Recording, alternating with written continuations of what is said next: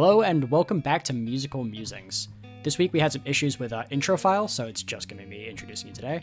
This week's song is Landslide by Fleetwood Mac. Check it out down below, and then give us a listen. Okay, well that was Landslide by Fleetwood Mac. We are recording, right? Yes. Okay. That does stand. Okay, so obviously it was my pick, so I don't know. I guess I'll let you guys give your first impression, and then I'll dive into a little bit of why I picked this song. What I liked about this song is, and kind of is like the brevity of it. You know, just it's very short, but it's very impactful, and I like that.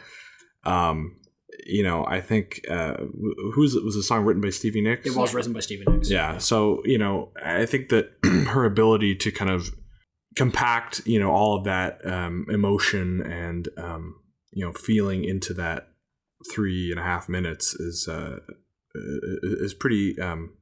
It takes talent, you know, because I think that it's easy to just kind of ramble on, kind of like I'm doing right now. I was going to say, it is very telling of like your choice of music when you're like, that was a shorter song, and I looked it up and it's 3 minutes and 20 seconds. I'm like, that's not a shorter song. It's average. That is about average. Yeah. It's actually long for punk. Yeah. So.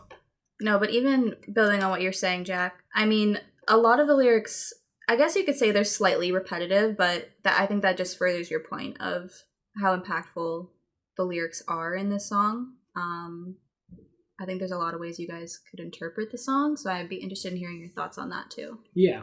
Do you have any thoughts on like the instrumentation or anything, Jack, before we get into like deep meaning and stuff? Well, I mean, there's not much instrumentation. Obviously, there's just the acoustic guitar, and then there's a very short solo in the middle, you know, which is pretty low in the mix, and I think is kind of purposefully, you know, understated.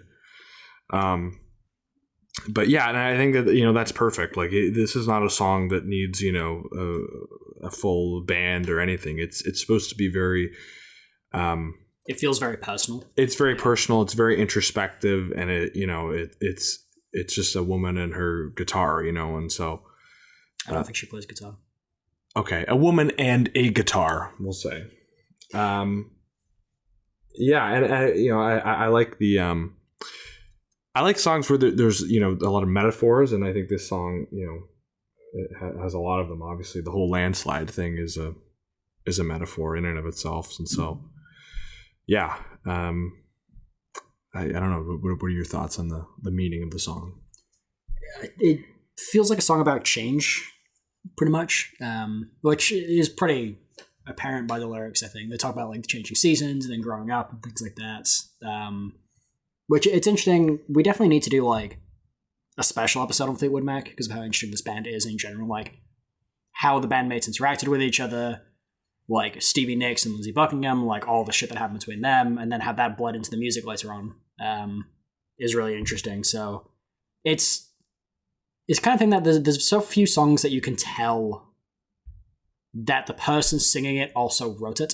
And this is definitely one of those where if it wasn't Stevie Nicks who had written the song, you wouldn't get that same kind of feeling in her voice and the emotion. Yeah. It's interesting you say that too, because the way I was introduced to this song wasn't Fleetwood Mac's version. So do you guys know the Chicks?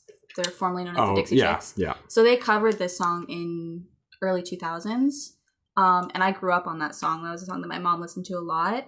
And it wasn't for a while that I actually knew that it was originally a Fleetwood Mac song. And now I appreciate the original version so much more.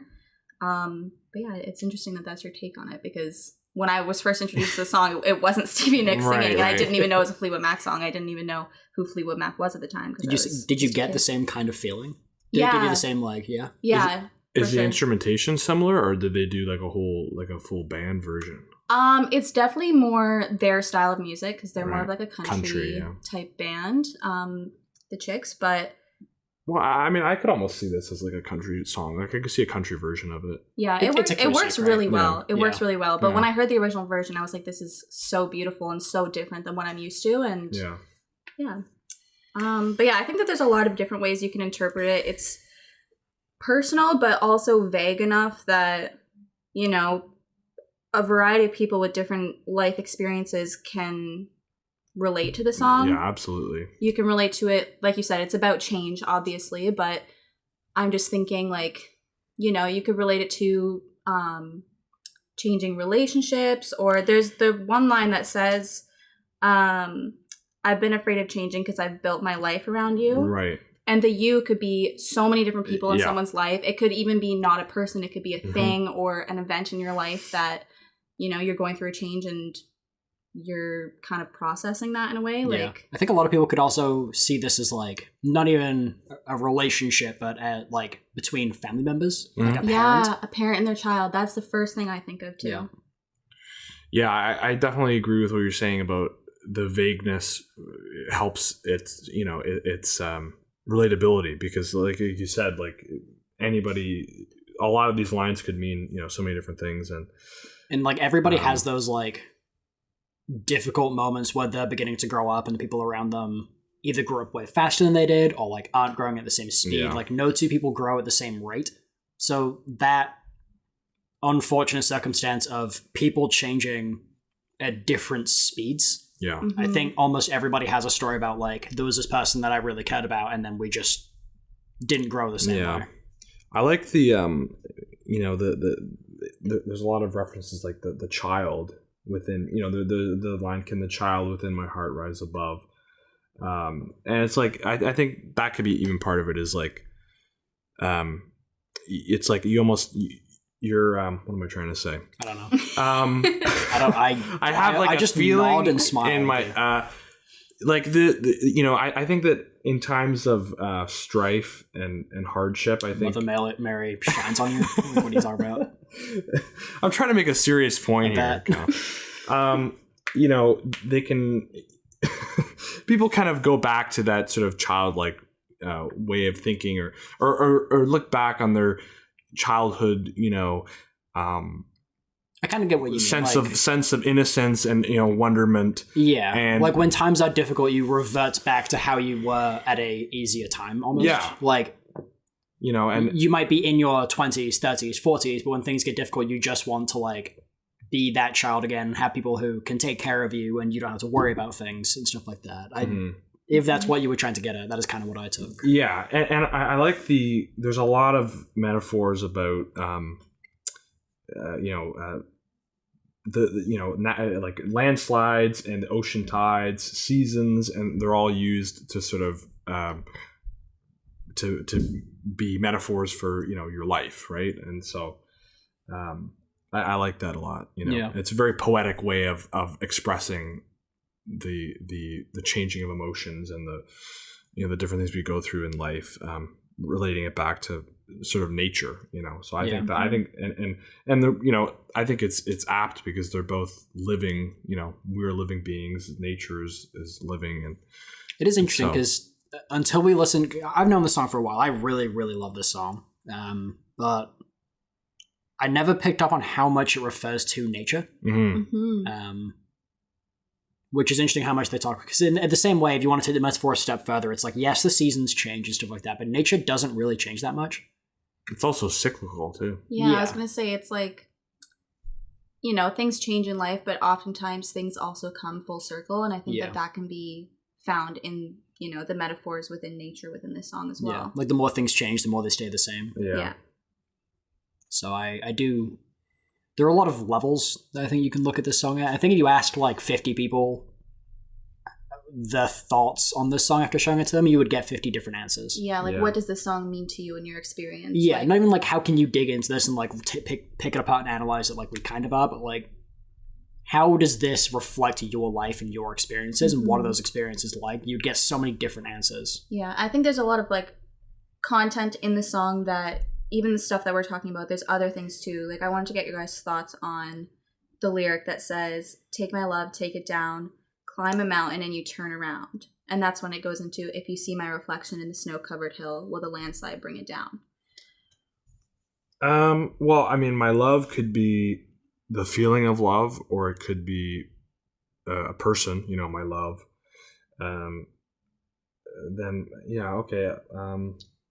If I can like jump in, it almost feels like they, like the sense of infatuation almost like love that isn't love. Like they thought they were in love with this person. They did all of this work, went through all of these things to get to a point like where they realized that it wasn't going to work out, or that they weren't in love, or that these feelings weren't mutual, whatever it means. And then had to regress back to a different point in the relationship. Like maybe they were friends, became lovers, and then when they realized like this is just like physical attraction or like a spontaneous thing, it's not going to work for the long term, and then they had to like reverse. Yeah.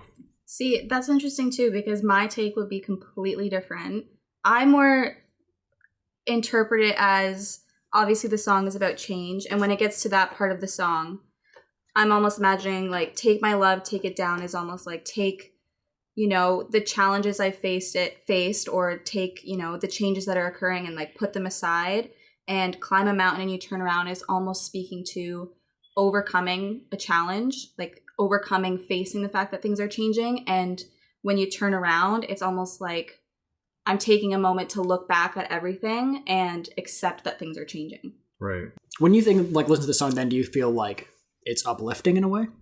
Yeah. Is this a happy song to you? That's a good question. To me, this song is because very, very melancholy. For me, it's a mixture. I think it's obviously change can be hard, change can be sad, but change can also, you know, bring new experiences. And I think that a lot of the song is almost like trying to accept change. And in that way, it's a happy song, but also, you know, reflecting on change can sometimes be a little bit sad. So I think it's a mixture of both. I think it's a song about healing.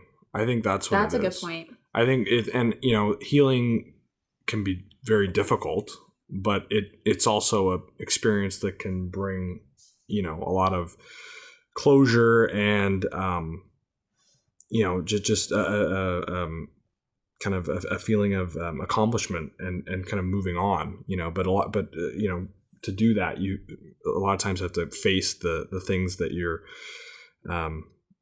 fighting, you know. And so I think that, yeah, I think it's a song about coming to terms with things and maybe, you know, coming to a better place, but the hardship that can sometimes occur throughout that experience of getting to that place. Yeah, that is really like almost more of the journey. Yeah, kind of. Yeah.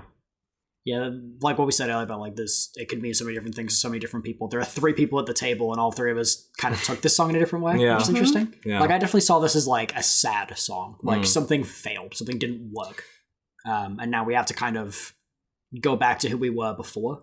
Yeah, I think I probably, you know, felt a little bit more the same way you did when I first listened to the song back before I listened to the Fleetwood Mac version even.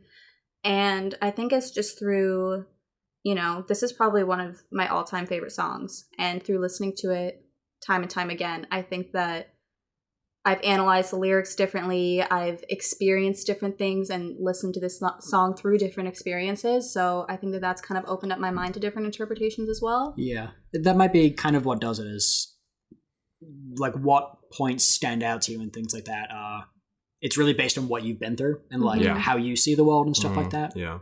We were talking about Rorschach tests earlier, funny enough, and this actually is kind of like this is almost like a Rorschach test in music. Yeah, like you can show 3 people and they're all going to see something different. Yeah. Yeah, that's actually really interesting. I'm really glad you picked this song. Yeah. I'm glad that I'm impressed. My streak continues. Callum liked my first pick. I did. I loved that song. Like that has been one of my favorite songs for the past like month now. That's amazing. You are 2 for 2, so I'm 0 for however many. But how many songs? No one has liked any of this. Well, no. Jamie likes Travis Scott. What was that song? Oh my Decide. Yeah. Yeah. Decide. Well, she did not like the 9 Inch Nails song, which is not the lost posted, episode. But yeah. I think that it, you know, people can't really blame me on that one, but I feel like it's an acquired taste, and it's not for everyone. You're at a total of 1 because Jamie liked one of your songs, and I liked the 9 Inch Nails song. It was just the episode was unusable. It was just background. Okay, that's 6 minutes of Jack talking. Maybe we'll cut this out of the episode, but what would you guys give The Lamb Lies Down on Broadway out of 10? I feel like that is so far back in my memory now. It's like a trauma response that just came to my like. I know, just the amount It's of like- time it took to record. I don't know if honestly. anybody who's listening has watched Chainsaw Man, but I'm at the point in Chainsaw Man where he's like asleep after a traumatic event and he's at the door and there's the voice being like, don't open it. That's me trying to think about The Lamb Lies Down on Broadway again. It's not bad. It's just like I'm upset about how not good it was. So I'd Yeah. probably give it like a 6. A 6, okay. Yeah. Like I'd it be should be better. I'd be around a 5 or 6. I don't think I would Okay. listen to it again because like we've talked about in the other episode. It's more of an album that you kind of have to listen to as a full album, Oh, and it's 100%. also very long. And And it's an there hour are and a half. certain songs in there. I'm What only was gonna that live one like that we all 60 hated? more years. Well, Waiting you Room. guys hated. It was not Waiting me. Room. The Waiting Room. The Waiting Room, never again. So yeah. So you If guys- you want to go listen to our episode for The Lamb Lies Down on Broadway, go to our channel and look at the we're musical. really just shitting on really the are. episode. Also, The episode was great. Yeah. We are Yeah. fantastic. The album was iffy. yeah, I'd give it a 10 out of 10. I bet you would. we know. All right. Well, unless you guys have anything else to say. Yeah, no. I think that's it. I actually do really like the instruments. I was trying to listen, because I know the lyrics pretty well for the song, I was trying to listen to the instruments more. And like, there is the guitar that's kind of just like drifting through the music. Yeah. But there was a very subdued bass line underneath it that I really liked. Mhm. That was almost just like every few seconds, it was like one long note and then just like a change. And it kind of sets the tone interestingly. So if you guys do listen to the song again, or if anybody listening wants to go listen to the song again, listen for that slightly changing undertone in the music. Kind of pay attention to that, because this is the first time that I was really listening to it, because Jack has a really good system, thankfully. But that's what I would recommend if you listen to this again. All right. Well, thanks for joining us for this episode. Next week is Mine. Callum's pick, Yes. so stay tuned We for don't that. know what it is. We don't know. Figure it out. I've got lots of time. Oh, yeah. All right. See you guys in the next one.